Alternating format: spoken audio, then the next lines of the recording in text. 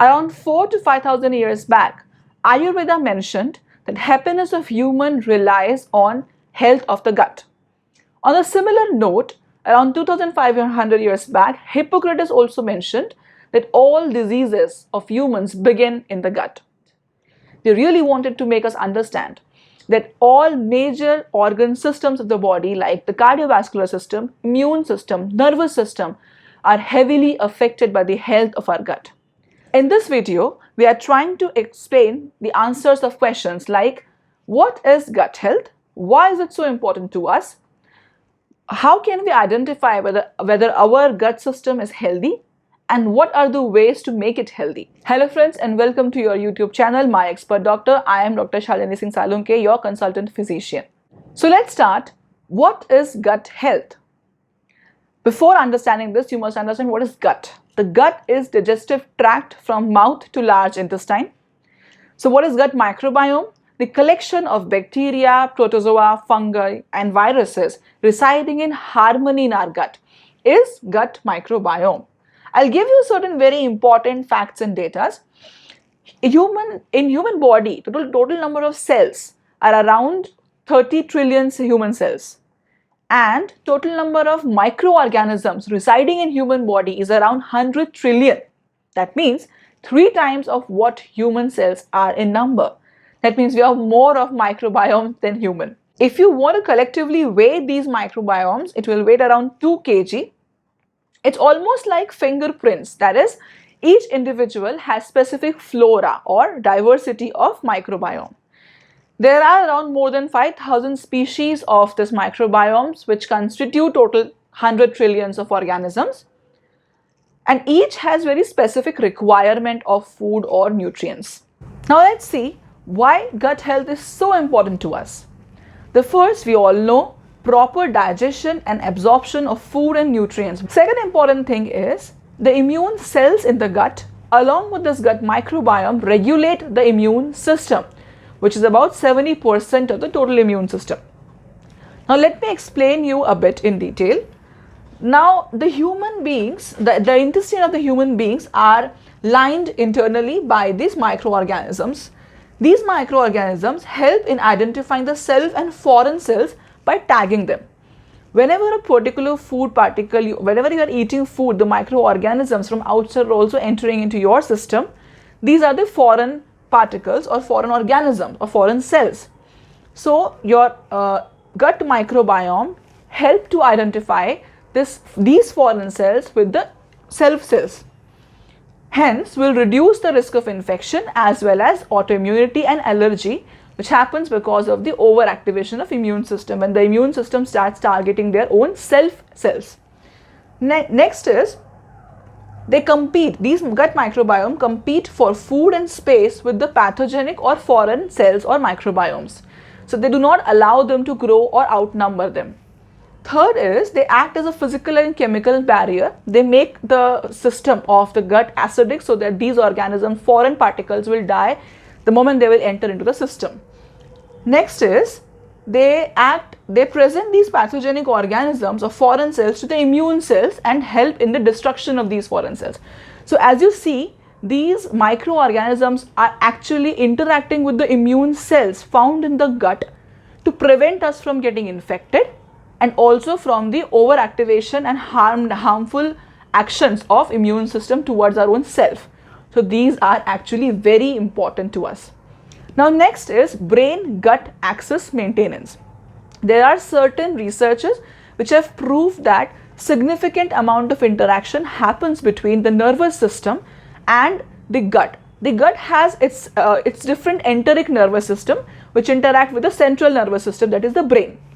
Researchers have shown recently that people who have abnormal gut microbiome, that is the diversity of the gut microbiome, is not good. In such people, there are more chances of getting mental anxiety, depression, and such incidences. On the other hand, people who are prone to have mental diseases like depression, anxiety, schizophrenia, and other things have unhealthy gut microbiome or unhealthy gut. So this explains that there is a significant establishment of gut-brain axis in our body. The next and very important is role of microbiome for us, or healthy gut for us, is production of different chemicals and hormones which are essential for our survival. Now for this, I will explain you with the help of an example. Whenever we eat protein, proteins are broken down into different amino acids. So first example of tryptophan. Tryptophan is broken down into serotonin and melatonin, two hormones. Serotonin is basically a happy hormone which keep your brain happy, yourself happy. Melatonin is a sleep hormone, about which I have explained in my previous video on sleep. Similarly, tyrosine is another amino acid. It is broken down into two forms, the dopamine and epinephrine. Dopamine is for motivation for action, and epinephrine is responsible for fright and flight response. That is, whenever you are scared, whenever you want to fight, whatever changes happens in your body, it happens because of epinephrine. The third is indole 3 lactic acid. It is broken down to indole 3 propionic acid, which is the strongest antioxidant. That is, it helps in the repair of wear and tear of the immune system and other parts of the body. Now, all these amino acids are broken down into their different chemicals with the help of gut microbiome. If you are liking information we are giving through our videos, please encourage us by hitting like button. Share it with more and more people so that they will get benefited out of it. If you have any question related to your health, feel free to put it on the comment box. We will answer it as soon as possible. And also, do not forget to subscribe this channel and hit the bell icon to get notifications of our upcoming videos. Is your gut healthy? For healthy gut, you should feel energetic, get sick less, your mind should be clear, you should have no confusion, you should be able to take proper decisions, you should have good emotional well-being, constant weight or proportionate weight change. That is, if you are eating something, it shouldn't increase your weight out of proportion. The same, if you are trying to lose your weight, it should happen in proper proportions. Next is occasional gut issues. If you do not have frequent loose motions, bloating, constipation, acidity sort of issues, it's good for you. Good quality sleep. So if you have all these things, it indicates that you have good, healthy gut. So what is harming your microbiome? The first is sickness. If you are sick, if you're frequently falling sick. The another is use of antibiotics. If you're using antibiotics for every minor ailment like simple cough, cold, stomach pain issues, loose motion issues, that you are killing bacteria. Now remember that antibiotics do not differentiate between good bacteria and bad bacteria. So your good gut microbiome will also get harmed by these antibiotics. So you must use it rationally. The next is alcohol. Obviously, alcohol will produce some chemicals, free radicals, that will kill your gut microbiome. Stress is a big factor for the low going diversity of these microbiomes. Another is eating habits, which I want to explain you in detail. I'll explain with an example. Suppose you have 10 bacteria in your gut. They constitute your gut microbiome. One of them likes eating pizza, the other one likes nutrient from burger, and there are others who maybe like lentils, fresh vegetables, fruits, dry fruits and other things. You are getting late every day to reach to your office. There is a burger shop near your office. You'll go, you will buy the burger, you'll eat it, go happily to your office, attend it. While coming back, because you're feeling lazy to cook food again, you'll again go to the same burger shop, eat that burger, come back. In this process, your burger-liking bacteria will keep growing in size and number, and your other bacteria, the 9 other bacteria, will die of starvation or hunger because you're not feeding them. Now, over a period of time, you'll keep growing just one microbiome in your body. Actually, it's not microbiome, it's just one bacteria growing in your body. That bacteria will keep giving you signals that it wants burger more. So you will keep going to the burger shop every day because of the craving for burger. So this is how your brain works. Your brain-gut axis work for you. The next is aseptic society. Nowadays, parents do not allow their kids to go out and play outdoor games. The way earlier kids used to play, they used to get exposed to microbiomes, number of bacteria, viruses and other things. So their gut microbiome and their immune system had this habit of knowing all these foreign particles and maintaining or keeping themselves ready for the attack. Now, since you are not allowing your kids to go out and get exposed to all these varieties, your immune system, your gut microbiome is not mature enough to understand them. That is why nowadays kids are getting more frequently affected with infections, allergies, and autoimmune diseases. The next is sedentary lifestyle. Somehow your lack of exercise, your sedentary lifestyle also kill your gut microbiome. The another and the last one, very important one, is poor quality of sleep. If you cannot sleep properly, your gut microbiome will not have diversity. How can we make our gut more healthy? There are two important ways. The first is to improve your food habits, and the second is to improve your lifestyle. So let's focus on the first part, the food habits.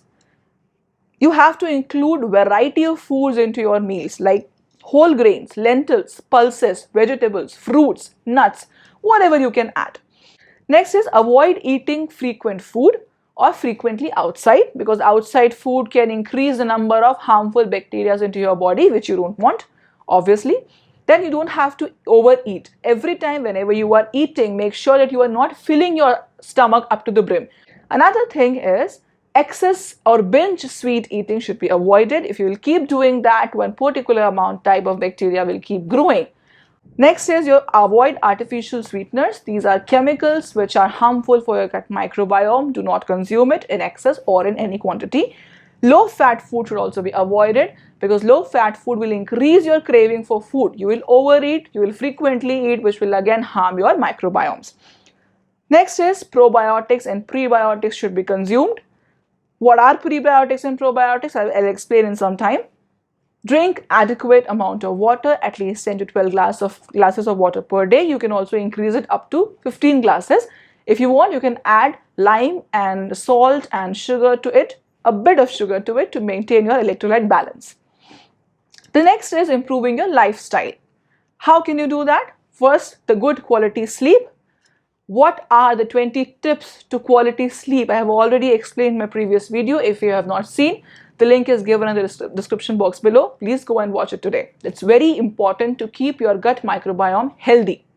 The next is regular exercise, at least 20 to 30 times a day. Whatever you want, cardio exercises, high intensity workout trainings, or you can swim, you can do whatever you want, but just keep yourself active for at least 20 to 30 minutes a day. The next is avoid unnecessary use of antibiotics for any kind of minor ailments. Avoid consuming alcohol in excess. You can consume in moderation, but not in excess. Let your children play outdoors.